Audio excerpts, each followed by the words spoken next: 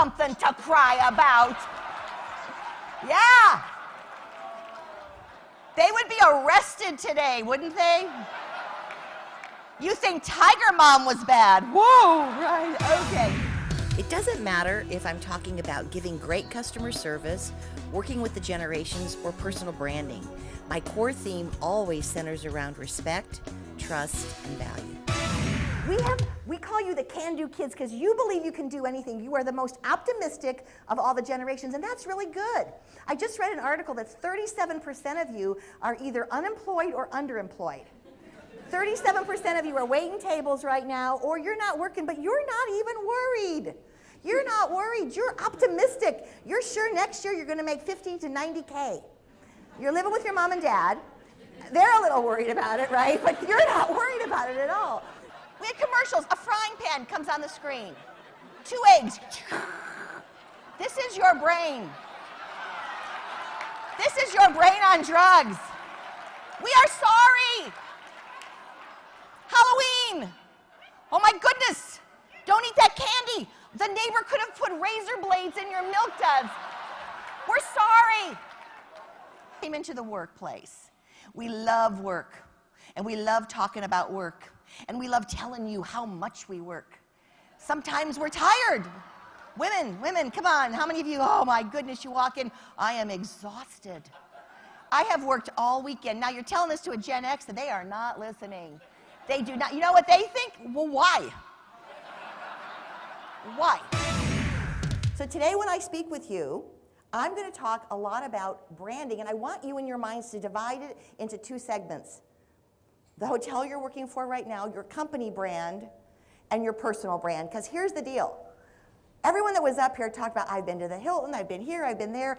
And guess what the one constant is with all the travels that these guys have done? They brought themselves with them to each job.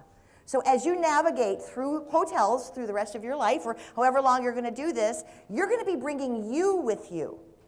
And you have a brand. And so today I'm going to talk about your brand and developing your brand, and hoping that with each hotel that you go to, your brand is in sync with that company brand, okay? And when I go in there, we don't really talk about the company brand. That brand is established. I go in and I talk to the individuals about their brand, understanding what the brand is of the company, and then corresponding that brand with you. Your brand is your promise. Your hotel is making a promise to us. It's promising a certain level of service, and that's what we expect. So what makes you different from all the other people that they've hired? What is it about you that makes you different?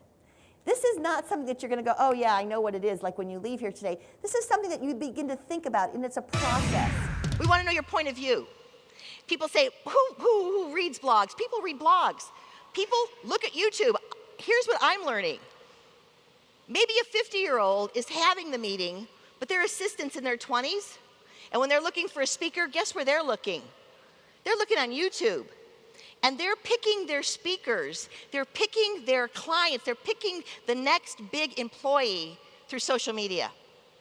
And it really is the way to go. I tell people the train has left the station. Get on it, because it's not going back. Yeah, lots of changes happening, lots of different ways of communicating. I asked the audience, so what's your favorite way to communicate? Is your favorite way to communicate face-to-face? How many say face-to-face? Yeah, we love face-to-face because we can actually see your expression. How about email? We just read where college kids aren't emailing anymore. Technology is giving us and showing us a new way to engage. A new way to engage. So I'm going to ask this question. I asked them to keep the house lights up so I could look. How many people in here are on Facebook? Okay. Oh my goodness, I'm so impressed. Look around. That is unbelievable. I'm a baby boomer. I had retail stores, 4 of them, lots of customers, and when I decided to become a speaker, I thought it would be instant success. Very Gen Y attitude. I thought that I would speak once and that was going to be it, you know? They were going to just fill the house and tell their friends, but this didn't happen that way. So I had to join an association. I joined the National Speakers Association. When I joined that association, it changed my life because I saw mentors and role models up here. You see, you are the mentors and the role models. People are looking at you in your association. and I saw great speakers, and I realized I had a long way to go, right? So I started speaking, and I started really practicing, and one night, I was at the Westin Galleria in Houston, Texas, big hotel, and in the audience was a young Gen Y. At the time, I didn't even know he was a Gen Y, I just knew he was really young. He came from stand-up comedy, and he was a speaker. He was very successful at a very young age, and he heard me speak. And when I was done, he came up to me, and he said, "You've got talent. I'd like to be your coach." I don't know about that. I looked at this kid, and I thought, me? And then I realized something. He knew something I didn't know. He had a talent I didn't have. He could teach me something. He said, "Come on over to my house. My wife and I will have you over for dinner." So I went to his house with a notebook and pens and paper, and he kind of laughed when he saw that, and he goes, "We're not going to do it that way." And I had to learn that the way he was going to teach me was going to be different, but I was going to learn something. And he did teach me well. He taught me about interaction and getting the audience involved, and it's not the Karen show, he said. It's your show. And he taught me that we have to, as speakers today, give more, be more, and do more. And I started working on it. It was tough because in the beginning, it's all about you, right? And I started working on it, and our friendship really, really grew. And one night, true story, I rocked like a rock star. "Oh, my flight's here, I gotta go." And he hangs up.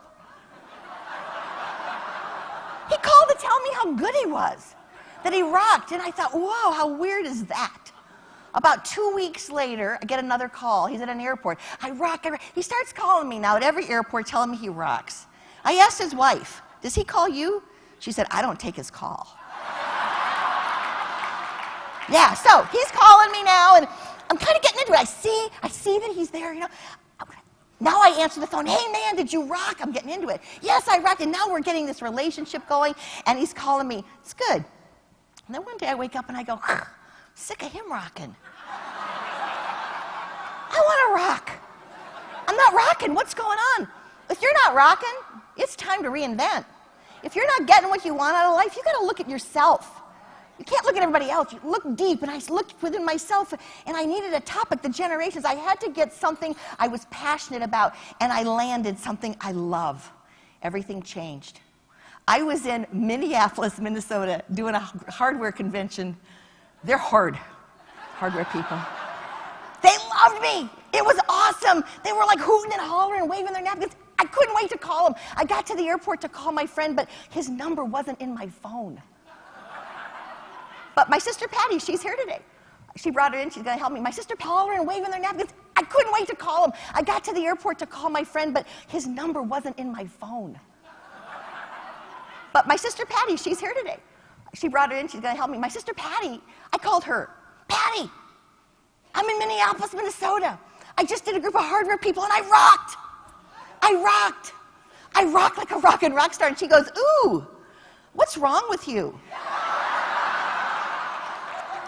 Have you been at the bar?" And we hung up the phone, and here's the deal. Sometimes we're afraid to tell people when we rock. Sometimes we're afraid to hear when people rock, because, man, if you rock, did you get all the rock and there's no rock left for me? You know, did you get a raise? You got the last dime this company's got. You know? Oh, my goodness, you're getting married. Well, I know you got the last good man. There's no one left for me, right? We come from a place, sometimes we come from a place where there just isn't enough. And here's what I know. I know this because I believe it. I'm out there. Spread the word. Tell people when you do great, because there is enough rock for all of us.